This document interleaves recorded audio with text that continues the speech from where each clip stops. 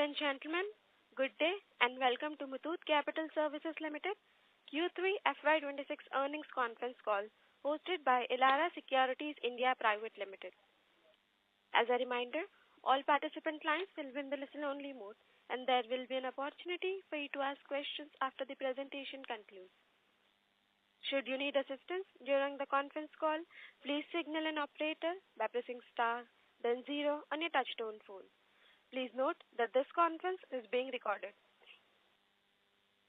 I now hand the conference over to Ms. Shweta Daftardar from Elara Securities India Private Limited. Thank you and over to you, ma'am. Thank you, Ikra. Good morning, all. On behalf of Elara Securities, we welcome you all to the Q3 FY26 earnings conference call of Muthoot Capital Services Limited. From the management today, we have with us Ms. Tina Muthoot, Full-Time Director, Mr. Matthews Marcos, Chief Executive Officer, Mr. Ramandeep Gill, Chief Financial Officer. We express our gratitude towards the esteemed management of Muthoot Capital to provide us the opportunity to host this conference call. Without further ado, I now hand over the call to Mr. Matthews Marcos, Chief Executive Officer, for his opening remarks, post which we can open the floor for Q&A. Thank you and over to you, sir. Thank you, Shweta. Good morning, everyone. First of all, let me start by wishing you all and your loved ones a very happy and prosperous 2026. We are happy to connect with all of you once again to announce our Q3 results. While I'll give let Ramandeep, our CFO, do the broad numbers, I would take you through all the things that happened in Q3. Q3 was extremely, fantastic quarter for the entire automobile sector with the GST rate cuts and the festive season coming together. It was a bumper quarter and all vehicle segments saw a huge growth. Overall, for the calendar year, the year has ended with almost 10% growth, with two-wheeler and passenger vehicles leading the growth, both almost touching double-digit growth figures. So all in all, it was a very good quarter for all the OEMs as well as the financials as well, because the share of financials also increased. The new things that has happened in the credit industry is the emergence of the new to credit profile, which is the below 25 age group borrower segment. That has significantly increased. There is a YOY growth of almost 11% in that segment, and that is bringing in a whole lot of new customers into this credit space. And as usual, Muthoot Capital Services always had a 50+% share of NTB, new to credit borrowers, and therefore, we've had the core competence of underwriting credit for such customers. So we're proud to say that we've been, instrumental in bringing whole lot of new people into the credit segment, into the formal credit as well as into the formal economy, because most of these people also open new accounts while taking loans with us. So we are actually inducting more and more customers every quarter, every month into the formal economy as well. On the broad numbers, I think what has changed drastically for us this year and particularly this quarter is that we've shifted our focus from earlier it was a hybrid model where we used to do co-lending, BC as well as our own business. However, our focus has drastically shifted towards the self-sourcing of Muthoot Capital Services' own business and through the businesses done by our group companies.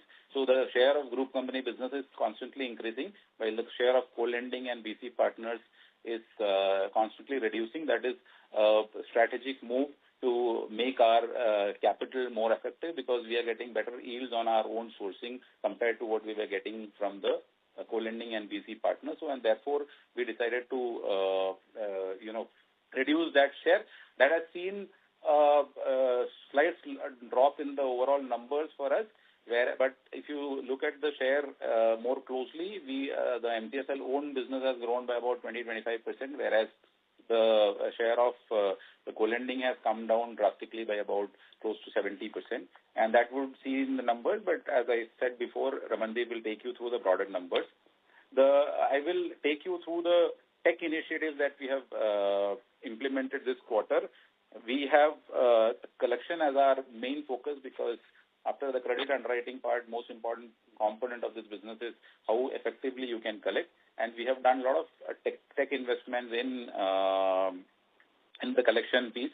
So we adopted a new collection app from our loan originator, for our LMS, which is FinOne, that's called the M-Collect. And we've also started issuing all sales team. The first 6-month collection has been given to sales team, and therefore they also use the M-Collect app. And then we implemented a strategy builder on the collection side, which, can predict which customer should be approached through which medium, because some of them respond to SMS best, some of them respond to WhatsApp best, some of them respond to calls best, and all of these was a manual process. The collection strategy almost was a manual process that has been completely automated now, and it's an AI ML based model which predicts which customer should be approached through which mode, and that has seen a lot of improvement. Our slippages quarter on quarter has been coming down, and we expect to continue the same trend in Q4. On the other initiatives that we have taken on the tech side, we have brought in agentic AI-based telecalling, which is reducing our physical strength of telecallers, and the cost has seen a drastic reduction, and the number of calls that we are able to make has drastically improved. All the team that used to take about 1 month to reach out to the customers can be done in just a matter of 1 day, because of the bot is capable of making any number of calls. Also, of course, the proportionate cost reduction is an added advantage to that, which will accrue over the next quarters in our financials as well. We were also able to launch a new product. We took baby steps in construction equipment finance. We had launched commercial vehicles last year, and at that time itself we had said that we would be going the entire journey of having all the products on wheels under our folio, and as a step towards that, we have launched construction equipment last quarter, and we've started taking baby steps in that business. Q4 onward, that business also will start increasing. And as I had mentioned before, the used two-wheeler product is also ready and is under UAT. So hopefully in January we will be able to go live with that also. So by the end of the calendar financial year, we will have all of these products offered over the counter from our staple, which is new two-wheeler, used car, used CV, used construction equipment, and the loyalty loan, which is a top-up loan over and above our two-wheeler customer base. We also saw growth in our retail FD book. As I had mentioned in our previous call, that we have put up a retail liability sales team. So our retail FD book grew by about 26 crores in the quarter, and that has been the best growth for us. And we will continue leveraging on that growth story, and our aim is to cross 100 crores by the end of March, and that is where we will be reaching. So I think all in all, the quarter was good for us in terms of both numbers. In terms of you are aware that the first 2 quarters were low in terms of profitability, but we've been able to cover all of that and show strong results in Q3, and we will continue to grow at a rapid pace in Q4 as well. With that, I would hand it over to Ramandeep to take you through the broader numbers. Over to you, Ramandeep. Thank you, sir. Good morning, all, and a very happy New Year to all of you. Talking about the numbers, in this quarter, we did 626 crore of disbursement. While doing that, we have added 64,458 customers, and we have taken our total live customer base to close to 6 lakhs now. This has taken my total AUM to 3,399 crore with a balance sheet size of 3,944 crores.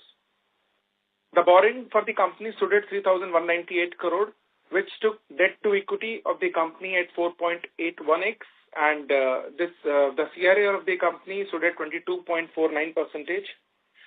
The GNPA of the company on POS we have reported at 5.93%, whereas NNPA 3%.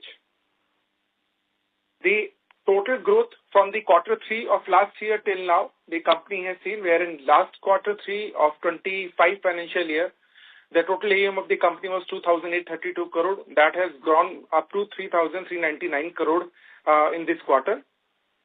Now, when we say in this quarter what we have done, so last year, the MCSL portfolio, I just wanted to give you a breakup of the portfolio between MCSL and the co-lending, as our CEO sir has said. Last year, at the same time, MCSL portfolio was 1,911 CR. Now, in this quarter, we are closing at 2,712 CR, marking a growth of 42% in the MCSL portfolio only. On the co-lending side, we have reached at a height of 939 CR as a co-lending closing portfolio. Now, that has been brought down to 685 CR, marking a degrowth of 26% in the co-lending portfolio on year-on-year basis. On the product side, the company has four products effectively, wherein two-wheeler takes the overall share, and that has been and there are two more products which have been introduced by the company in the last financial year, which are used car and CVs. On two-wheeler side, the company has seen a year-on-year growth of 15%, whereas loyalty loan, we have seen a growth of 149%. The products which were new to us are four-wheeler and CV. Or from four-wheeler side, we have seen a growth of 84% year-on-year, whereas on CV side, we have a remarkable growth of 476% year-on-year.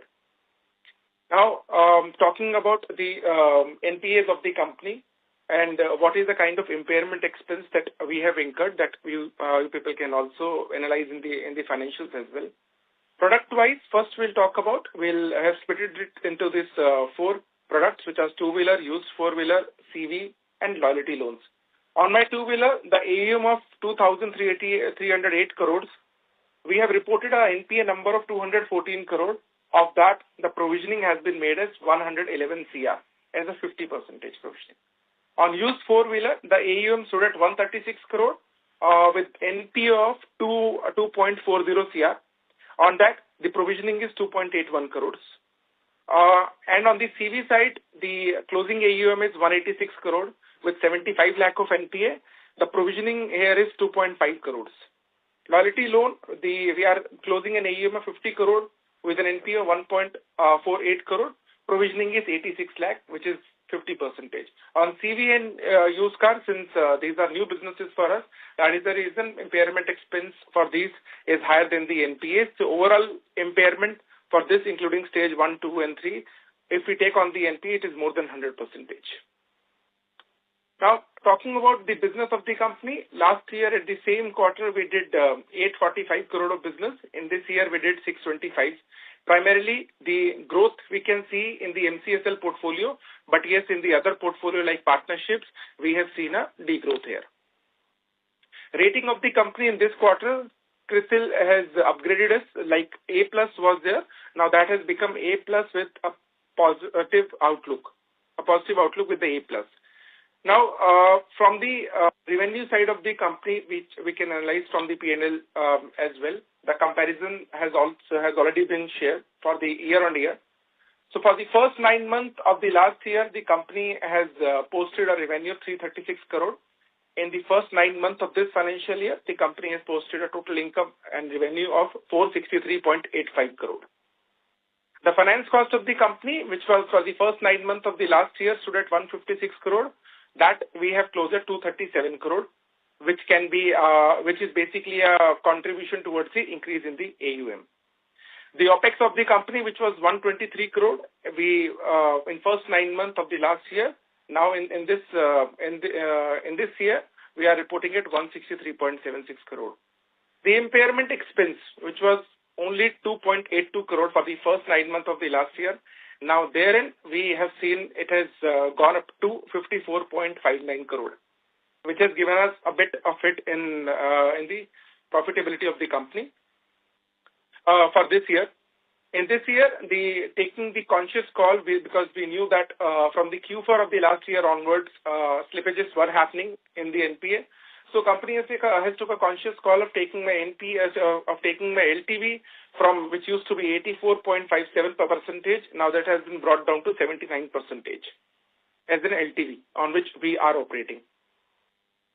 The overall yield on which the blended yield on which the company is operating is 20.42%, whereas incremental yield for the Q3 onwards, the sourcing that we have done, for two-wheeler, we are operating at 22.25%. For CV, we are operating at 17.39%, and for four-wheeler, we are operating at 18.36%. Loyalty loans, we are operating at 24.92%. So we have also seen an income in the form of insurance income, wherein we have taken a corporate agency at the start of this financial year. In this quarter, we booked an income of 2.31 crore. The partners are Godjet, Lombard, and Across Assists. On the portfolio side of the company, the standard assets of the company stood at 93.55%, and remaining contribute to the stage 3 asset, which including of interest comes at 6.45%. Bucket-wise analysis we did on my zero bucket stood at 83.77%, which is fairly good as compared to the last quarters. On the source-wise analysis, when we do, the dealer channel contribute 8% of the NPA, whereas alternate channel is contributing 7.5%. And on the segment-wise analysis, when we do our four-wheelers, when we say used car, this is contributing 1.75% of the NPA, and my CV is contributing only 0.40%. CEO sir has also spoken on these slippages. Yes, in the Q1, when the company has reported a loss at -4 crores, wherein we can see the slippages as when we say slippages, which means percentage of flow forward towards my standard AUM. It used to be 0.91%. That has been gone down to 0.80% in Q2, and in Q3 we have reported at 0.65%. So it's a good achievement, wherein basis on this, we can see that the worst which we have seen in Q1, that has been over, and Q2 we have seen an improvement, and from Q3 onwards we are onwards and upwards, specifically for the NPA side of the company. When the slippages were so high, the rollback, the repo sale, and the recoveries from those NPAs have been increased substantially in this quarter. So therefore, what we have seen, we have taken a detailed study wherein we have taken help from the outside consultant to build an ECL for the company in Q2. In that, we have seen what is the LGD for the various products on which the company has to operate. So for two-wheelers, since the company, we have the data since inception, we have taken the total LGD of the company, which was coming to 28%. On a conscious call, we have added 2% extra there. Now, on my four-wheeler and my CVs, wherein the company is not having enough information since we have started recently, we have taken a market study of that. On that, we have posted an LGD of 40 and 45%. That is what we have taken a feeler from the market. So which is fairly high. Therefore, keeping the entire view where the LGD of the company should operate at, the PCR of the company was at 60%, and that too from last 12 to 15 months. And seeing the trend wherein the roll forward to NPA has also been brought down from 0.91% to 0.65%. The company has taken a conscious call of bringing down the PCR from 60 to 50%, and therefore the release in the overlay has happened in this quarter. Apart from them, one more change has happened. We have also analyzed the portfolio wherein the company is not getting recoveries from those portfolio, and DPD is fairly 450 days plus. So we have taken a portfolio of D3, D2, and D1, wherein no contribution is happening, and because of no contribution is happening from this portfolio, the numerator keep stagnant. And when I said that MCSL portfolio is growing, whereas we are consciously taking efforts of not growing the other partners, co-lending and BBC portfolios are not growing. So which is basically giving me a hit also in my overall GNPA. This GNPA has not been created. Now it is basically coming from the pool of D1, D2, and D3. So therein we have taken a call here wherein 14.09 CR of the entire pool has been written off by the organization in this quarter. So write-off call has been taken with the factors that, okay, the recovery is not coming from this pool from over a year or so, and DPDs overly comes from 450 days and plus. Before taking that call, what we have done, we have also analyzed the static pool, which I have also shared in the investor slide this time. The month 5 and month 6, month 5 onwards to month 12 to month 18, we have analyzed that if a case is on the book, then, the NPA trend, when it moves to stage 3, what is the contribution? So when at month 5, we have seen it has gone to 1%. At month 8, it has gone up to 3%. In some period, it has gone up to 5% as well. Whereas for the sourcing that we have done from the last 12 months or so, we have seen that month 5 has almost become 0 now. And month 8, which used to be as high as 4 to 5%, that has been gone down to 1% only. And month 12, which has reached to 7%, has now been gone down to 4%. So with these factual things and seeing the improvement in the fresh flow, seeing the improvement in the stage 3, the entire calls have been taken, which I have just explained. Then there's one more thing. We also compare if we take then what is my ECL versus IRAC of the company. As far as the RBI classification and following the RBI norms, IRAC norms, the company need to have an impairment of 72.93 crore. As again, still we are holding an impairment of 120.91 CR, which is 47 crore in excess from the IRAC norm. And we want to keep it unless we see a further growth in further improvement in the NPA in next 12 to 18 months from now onwards. The securitized pool of the company remained at 554.34 crore, whereas the non-securitized pool, which is the own portfolio, it stood at 2,824. When I say securitized, it is basically contribution through PTC only, and DA is a very small portion, which is 2.72 crores. The ARCs which company had done 2 years back, now 2.5 years back, that is performing extremely well. We have been able to bring it down, the first ARC by 72%, and second ARC which we have done in September 2024, we have been able to bring it down by 40%. Because of the calls that we have taken last year by doing this ARC, we have been able to bring our GNPA down, and as I said during those calls, that we want to attract more of PSU funding from the banks. The results are there. In the entire financial year of last year, we have taken 435 crores from the bank, where in the first 9 months, we have taken 740 crores from banks only. So therefore, the relying on the higher cost funds from the market has gone down. That has also helped us in bringing the overall cost of funds for us. Now, in this quarter, one more thing, we have closed a green bond also. Guarantco transaction has also happened. That has also been shared in my investor slides as well, wherein we have taken a contribution from Axis Bank 150 crore, another contribution wherein we are closely working with another investor, Trust Capital, so that we'll be able to close this deal in next month itself.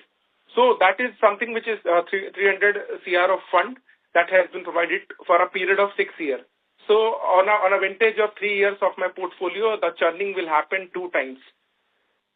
Talking about the shareholding pattern of the company, the promoters stood strong till now. They are at 63.33%.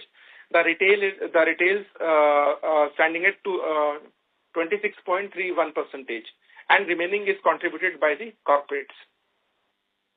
Additional facilities which the company has borrowed in this quarter stood at 437.44 crore with an ROI of 8.82%. That 437 crore as a breakup of short term of 55 crore and long term of 382 crores.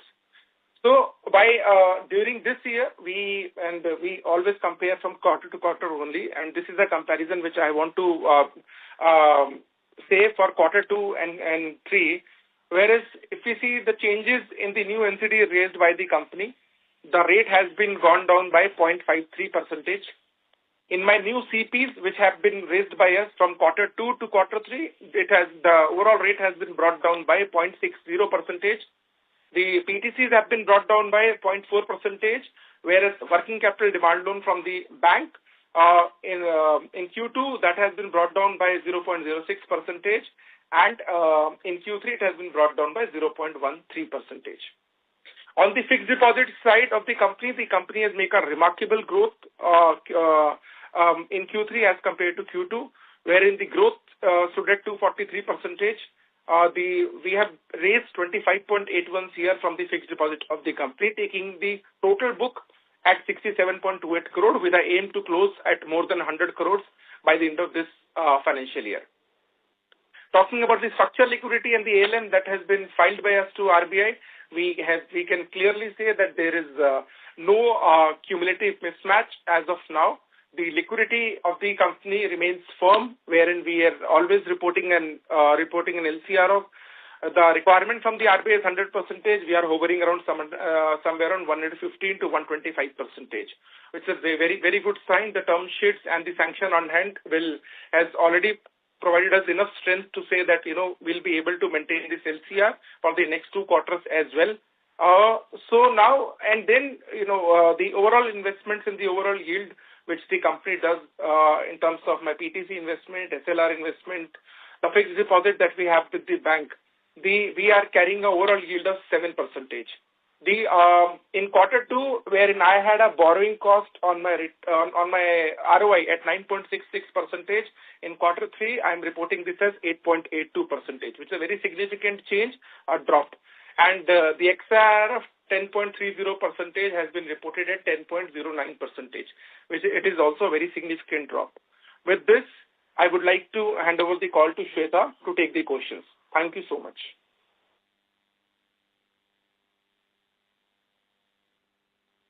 Thank you very much. We will now begin the question and answer session. Anyone who wishes to ask a question may press star and 1 on their touchtone telephone. If you wish to remove yourself from the question queue, you may press star and 2. Participants are requested to use handsets while asking a question. Ladies and gentlemen, we will wait for a moment while the question queue assembles.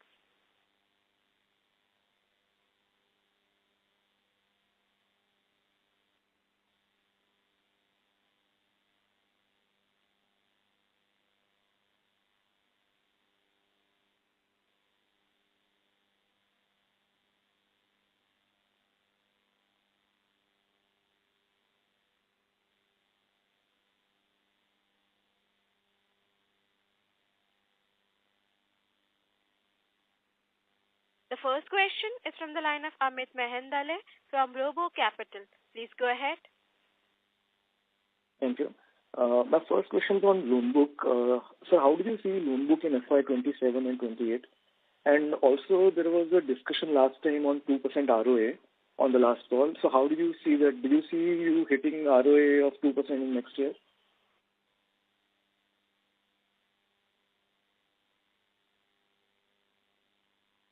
Matthew, sir, you want to take loan book question first? Yeah, okay. I'll take the loan book question. So, this year we should end up closer to 4,000 crores as against our initial estimate of close to 4,500, and we've kept it lower because after seeing the Q1 numbers on slippages, we brought in a lot of changes in our underwriting policies, and some of the locations which were deemed as higher risk, we put some curbs there, and that is what Raman had explained, that the average LTV has gone down from about 86% to about 79%. So all of those are a part of the credit intervention.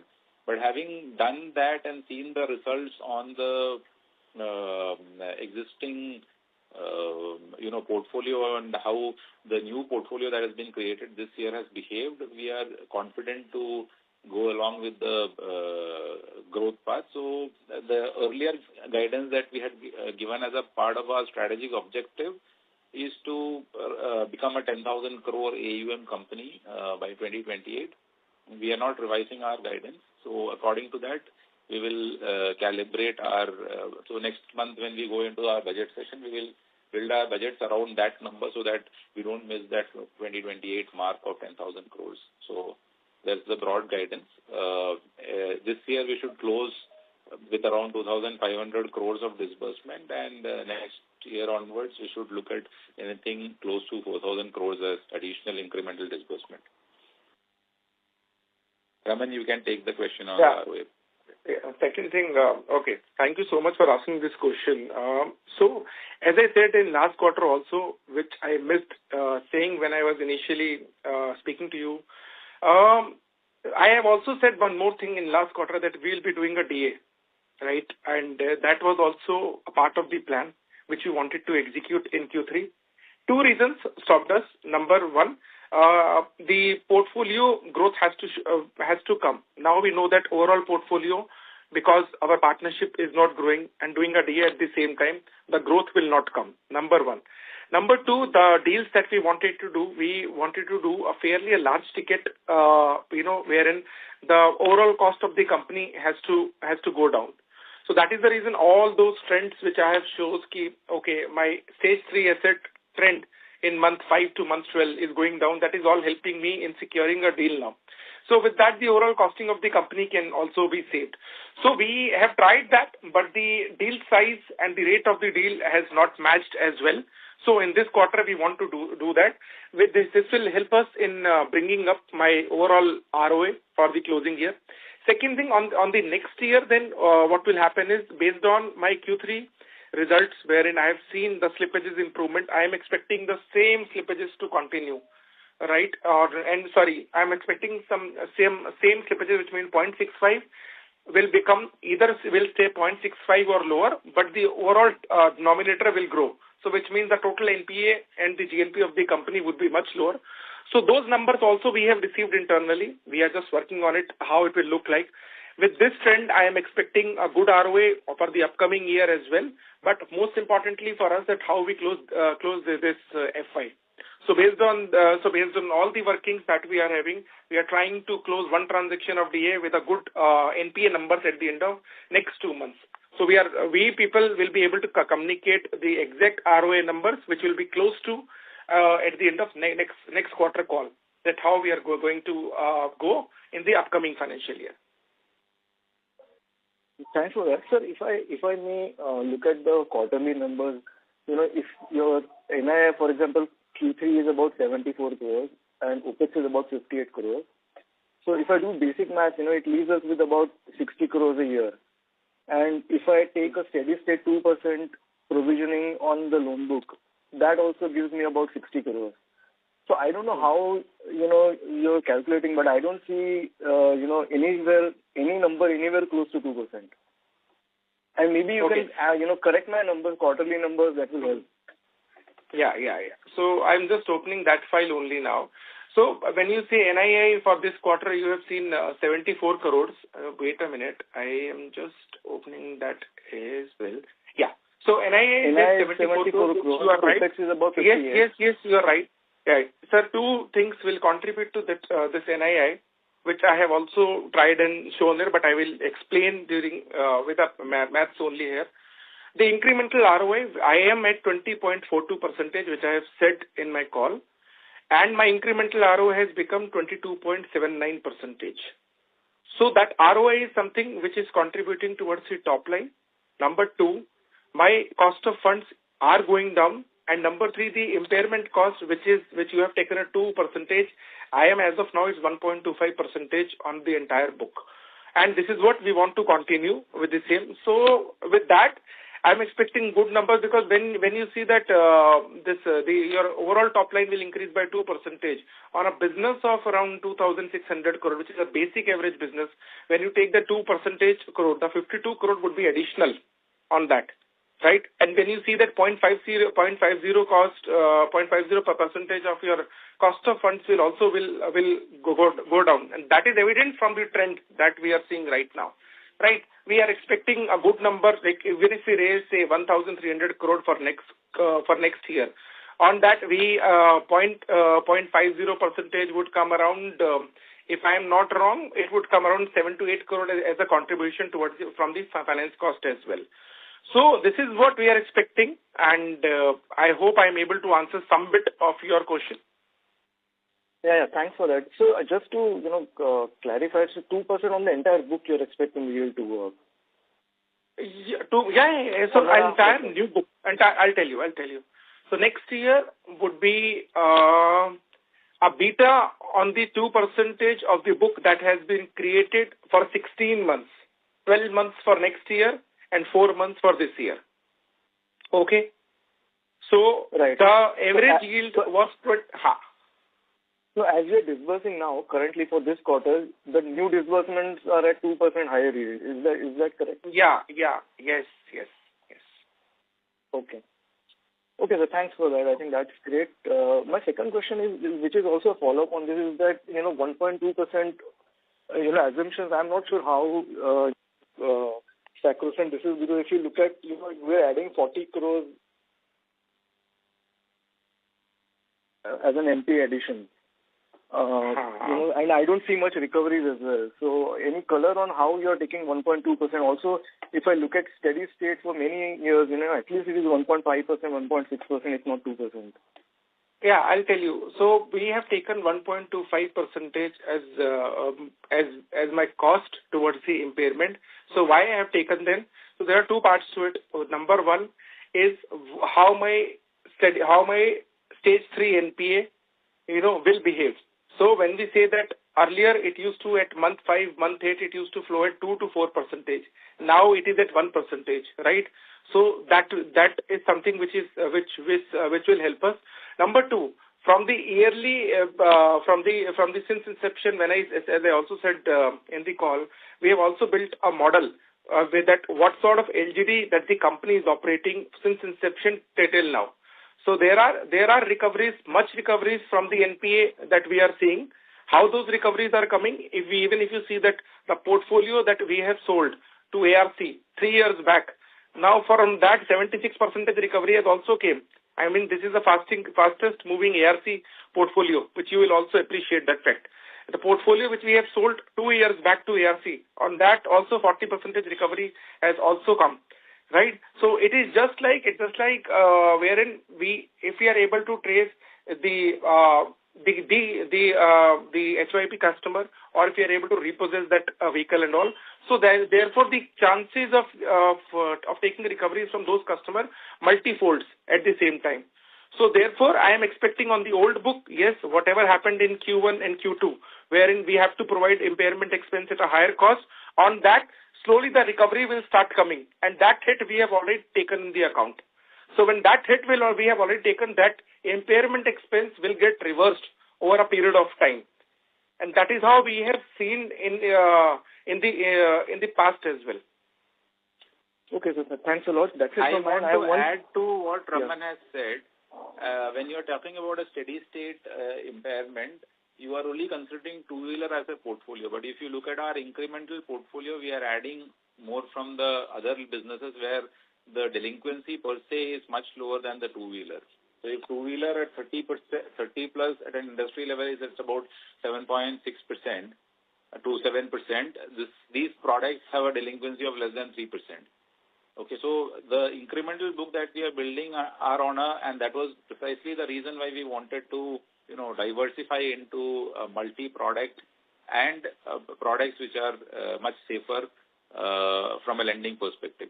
So that book is increasing and obviously that will result in lower impairment and lower slippages going forward.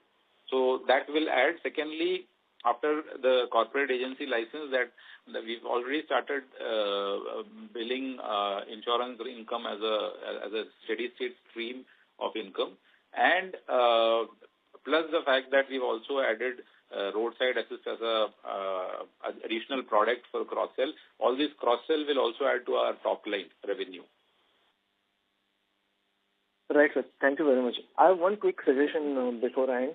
It will, I think, help if the management commentary at the beginning is limited to 10-15 minutes so that many participants get opportunity to ask questions.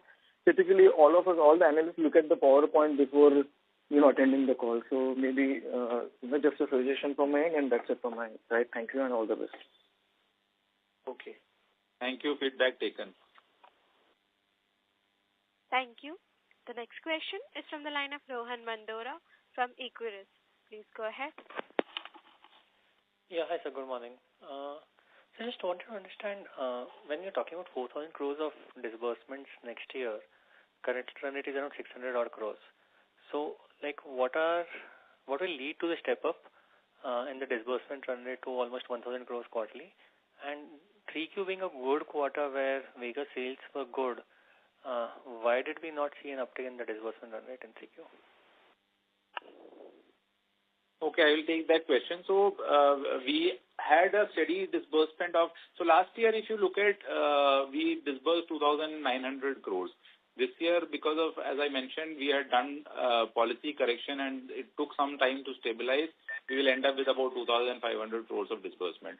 With the market, expected to grow at around 10%, this number is eminently possible. I don't see that as a huge jump from the current levels. And these numbers are easily achievable. In fact, we were heading towards that number this year till we put on the brakes in Q2. Otherwise, that numbers wouldn't have been a challenge at all. Sure. So if you can plus the addition of new products which are at a much higher ticket size. So our principal product used to be two-wheeler for a long time, which has an average ticket size of 85,000. Our car loan average ticket size is closer to 5 lakhs. CV is around 8 lakhs. And CE that we have recently introduced has an average ticket size of closer to 15 lakhs. So the higher ticket size products and the portfolio growing there will naturally, help us increase our disbursement numbers.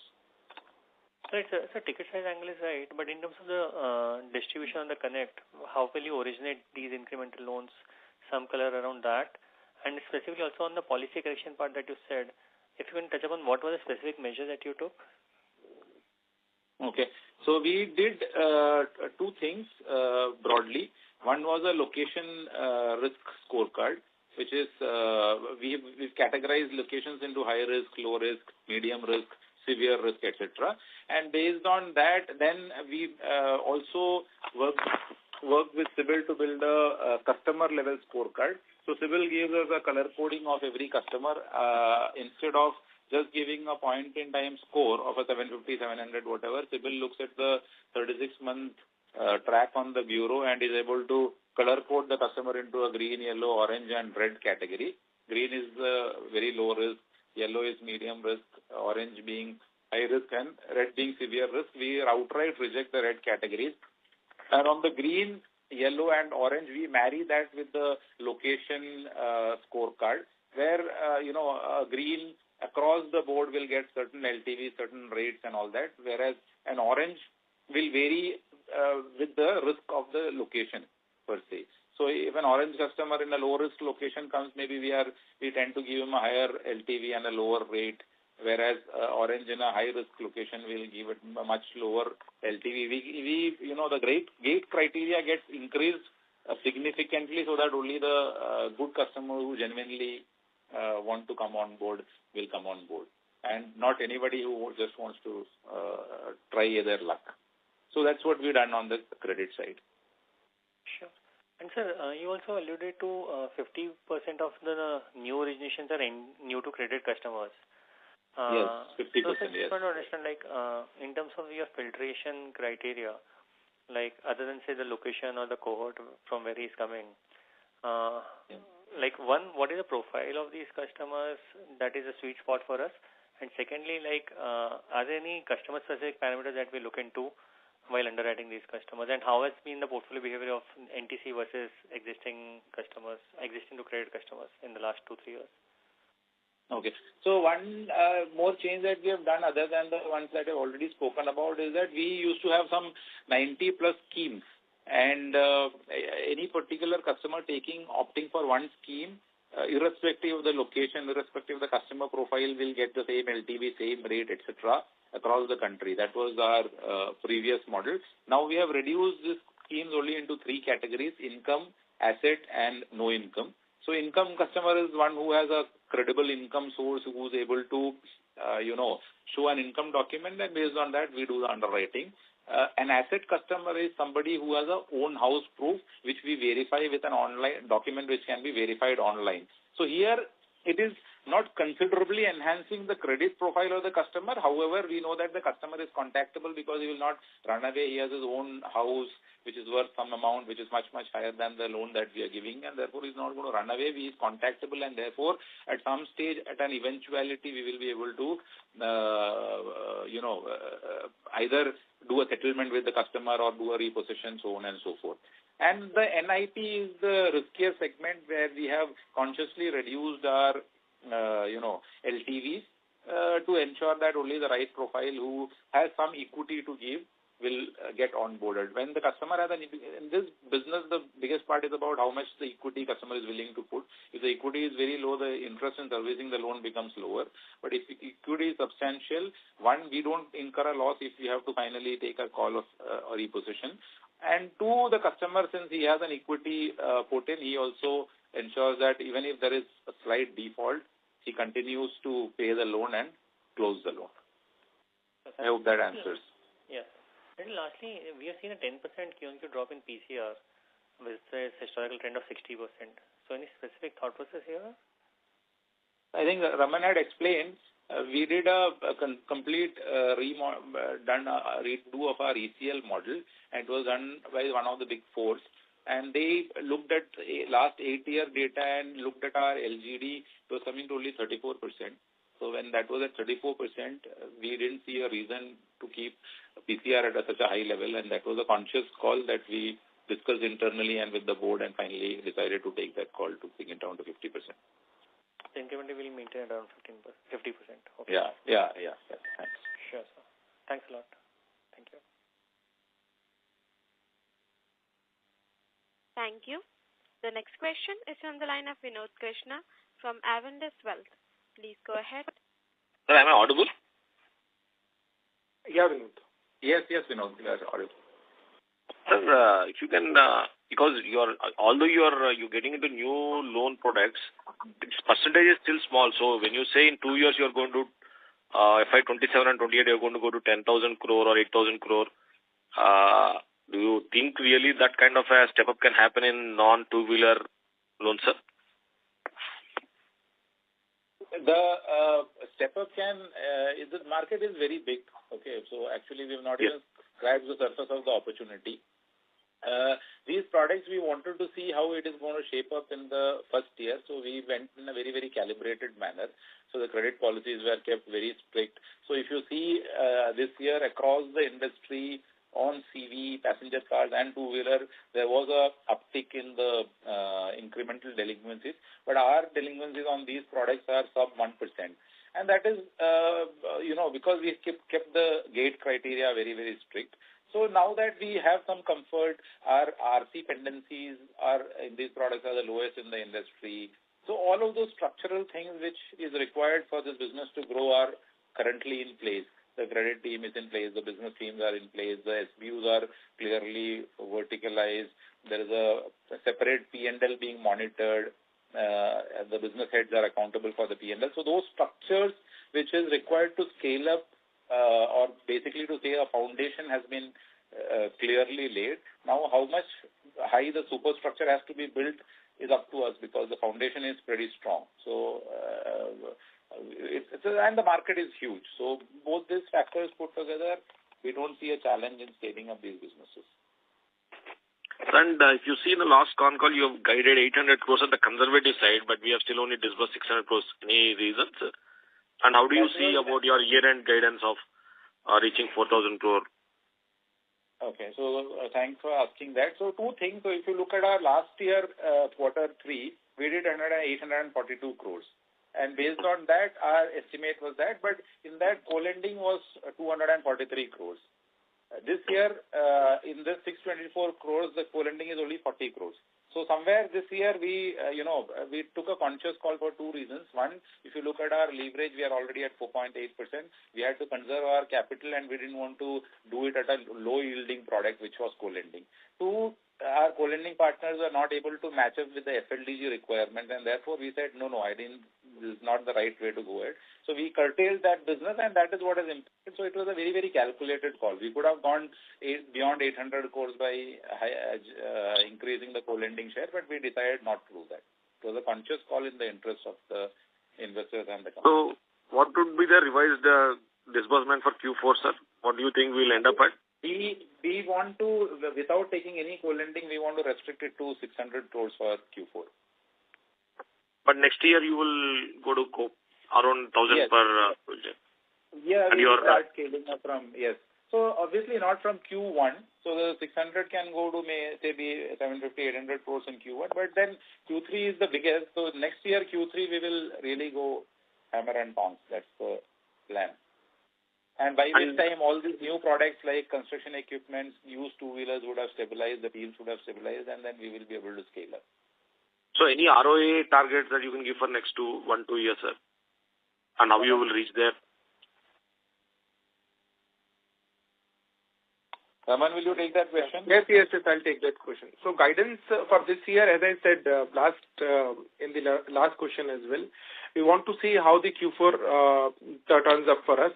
If we see a good number in Q4, both in the side of sourcing and most importantly the NP of the company is going down. Obviously, I am right now for 1 quarter I have to provide for an impairment of 15 to 18 crores. If that we are able to save, then I will be able to save around, for 4 quarters I'll be able to save 62 crores from that expense only. That is something which will decide that where we are in terms of that. See. So in Q3 we have seen a good glimpse of my NPA going down. In Q4 I'm expecting the same number. If that's going to happen, then obviously that 1%, 1.5% which I am right now focusing on my impairment, that will get released, and that will be something which would be bare minimum. Number 1. Number 2, I have also told that my incremental ROI is going up. So therefore, I am expecting a good contribution of 2% on the entire book of 15 to 16 months in the next year. And number 3, my cost of funds, which is going down, that we have seen in this year. The first 9 months, I'm expecting the same trend to continue for next 12 to 18 months. With taking all these 3 crucial parameters for the entire business, so we can analyze the ROA at our end that yet it is going to be good only. I will not commit one number at this point of time, but at Q4, I will be having a good view on the ROA for the next year as well. So just follow-up question on this, my last question. Sir, if you see in the last 8 years, we have not able to keep up our guidance, and especially on the underwriting part. So can we say now that we have done the repair work in terms of our underwriting collections, partnerships, and whatever technology, and you're confident that at least 3% ROE will come at 10,000 crores, or are there anything more that you have to do in terms of teams? And if you can, because we have not got our guidance right in a big way. Sir, I missed your question. Last 8 years, what? The last 8 years, if you see the track record, we have not. We have changed our of late post-COVID, especially we have changed our underwriting. We have put a new tech, new teams. So because we are not getting our guidance right, so are we very sure that have we done all the things that we have to do to make sure that the 10,000 crore journey will be much smoother than what we had in the last 6-7 years? So I don't know about the last 8 year bit, because last year we were at 2,000 crores and today we are at 3,400 crores. And on the AUM, last year we had committed 3,000 crores as our exit AUM, and we met that exit AUM. This year we had committed little over 4,000 crores, but we curtailed it a bit. We will reach closer to our 4,000 crore AUM. So I don't know. ROA, there's been, we are a largely two-wheeler player, and you know what happened in the microfinance segment. That was a sectoral issue. There was a spillover. So these are all kind of black swan events which you can't predict. But broadly on our numbers in terms of delivery, we've been able to meet up with our delivery numbers.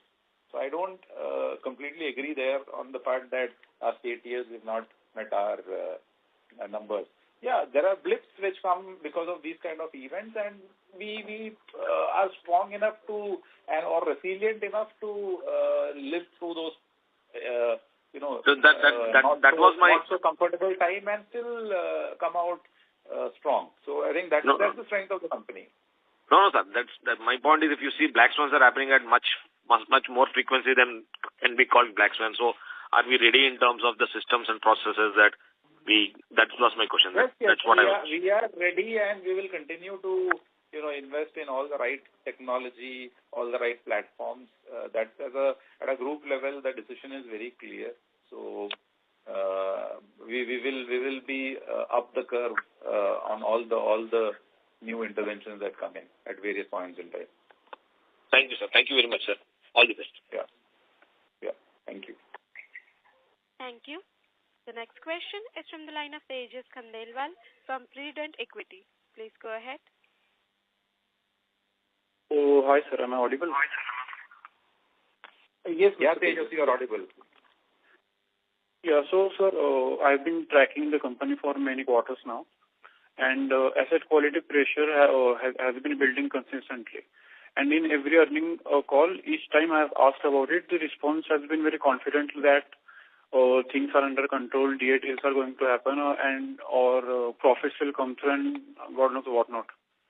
And sir, even in the last quarter, the guidance which you had given about 60 crores PAT for second half, that was very unrealistic. And this Q3 result is very disappointing because, sir, without that big provision release of 20 crores, the result would have looked very horrible. And sir, on the growth side, while the two-wheeler sector showed very massive numbers this quarter, but our advances grew just 3% quarter on quarter. And if you look at disbursement, so those are down by 26% year on year. So, sir, honestly, we feel very misled by the repeated optimism that has not matched the numbers. So, I have one question that, are we going to keep getting the same unrealistic positive commentary, or can we expect a more realistic outlook from here on? So I will take on the growth part. Thanks for putting this question. Very clearly, since there was a deterioration in our credit quality, as any company which is wise would have taken the call, we have also taken a call to calibrate our disbursement. It was not meaningful to continue with the same pace of growth without putting some checks and balances in place, and that is what we have done. So therefore, it has seen an impact on our overall numbers, and that is also a result why our ROAs have also gone down. One of the commentary that we had given last time is about we will be able to close a DA, which, as our CFO clarified, that the DA transaction did not happen because our overall AUM did not grow to the extent that we had anticipated, or we curtailed the growth. We had to take a call not to do that DA transaction.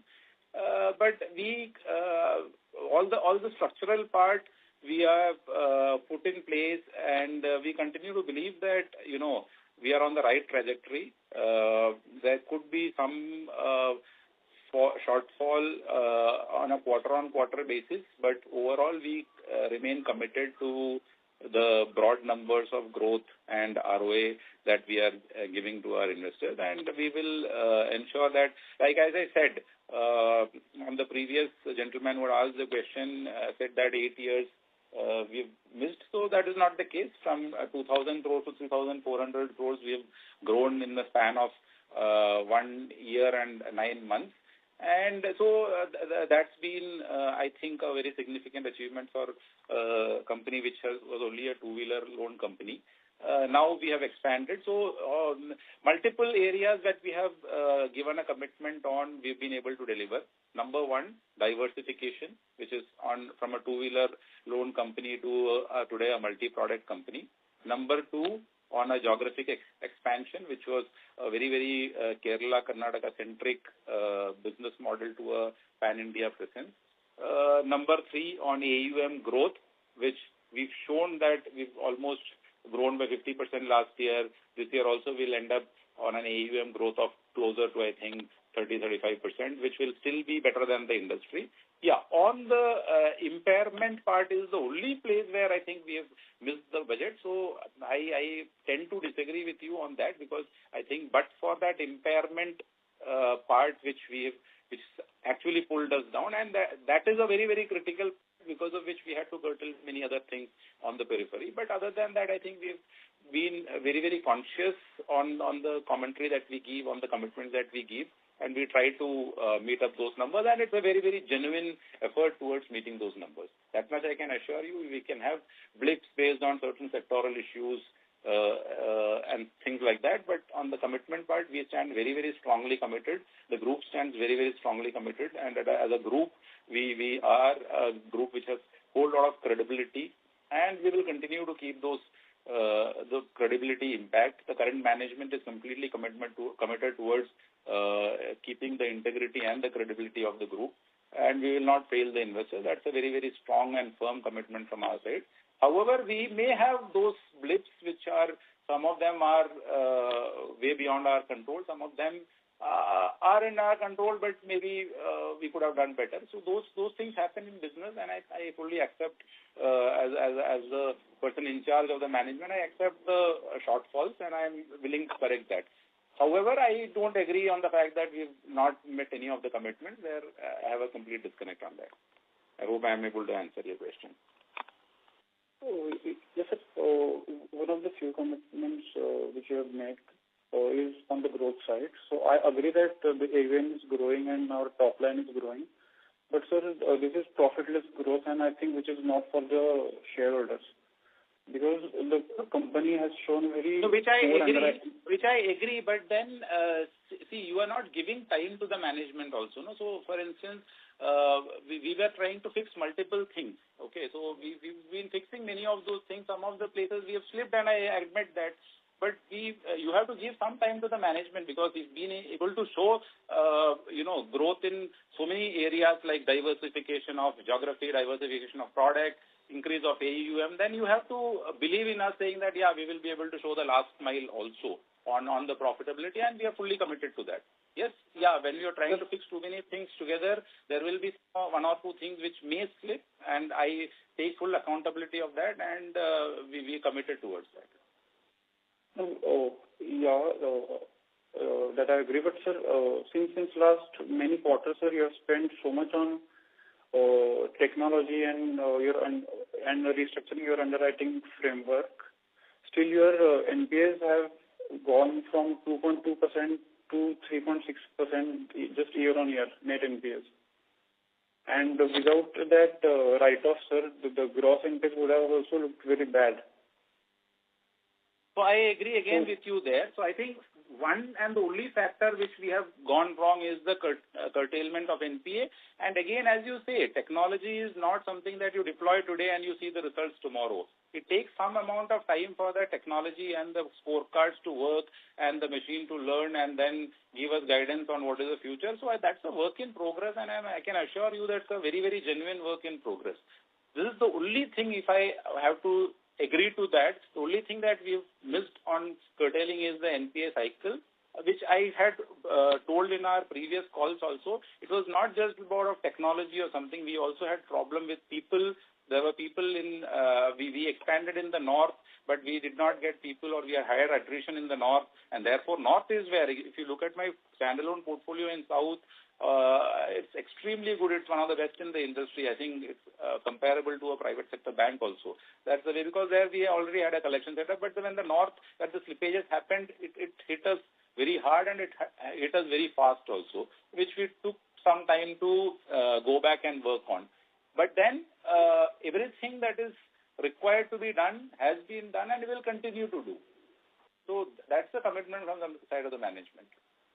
Okay, sir. And the other expenses part, which other expenses has reached 28 crores this quarter. So where can this stop? I mean, where can we expect this to settle at on quarterly basis?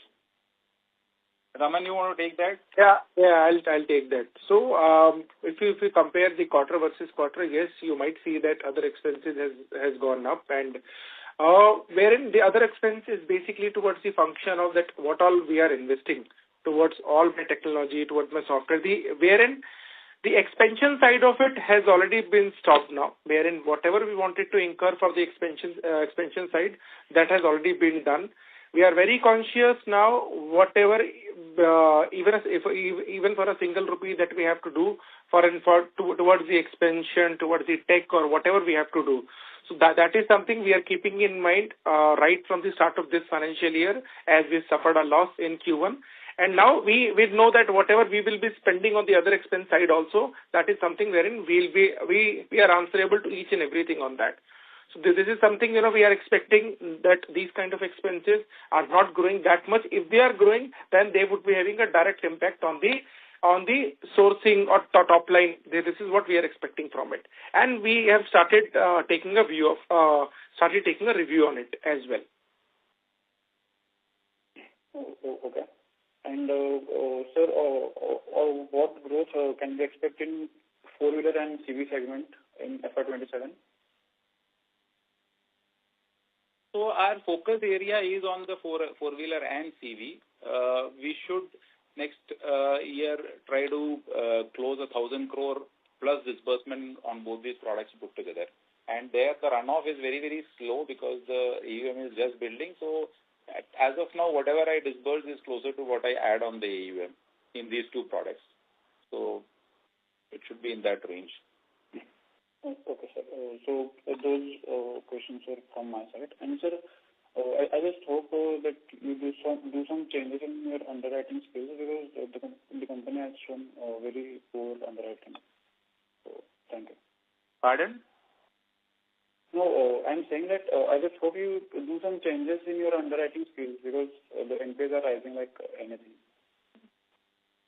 Yeah, we are doing that. We have already done that also. So you will see the results in the coming quarters on that. Okay. Thank you. Thank you. Ladies and gentlemen, due to time constraint, that was the last question for today. I now hand the conference over to the management for closing comments. Thank you, and over to the management. Yeah, thank you very much, all of you, for coming on the call. And as I have mentioned before also, you continue to challenge us in terms of your questions, and we stay committed to the commitments that we are making. As I said before, we have been able to surmount many of the challenges that we have, and we've fixed a lot of those things. And I think one area that we still need to fix is the collection efficiency and the NPA bit, which we are putting all efforts to do that. And I want to assure all the investors on behalf of the management that you will see results on that in the quarters to come. Thank you so much for your continued support and patronage, and we really appreciate that. Thank you. Thank you very much. On behalf of Elara Securities India Private Limited, that concludes this conference. Thank you all for joining us today, and you may now disconnect your line.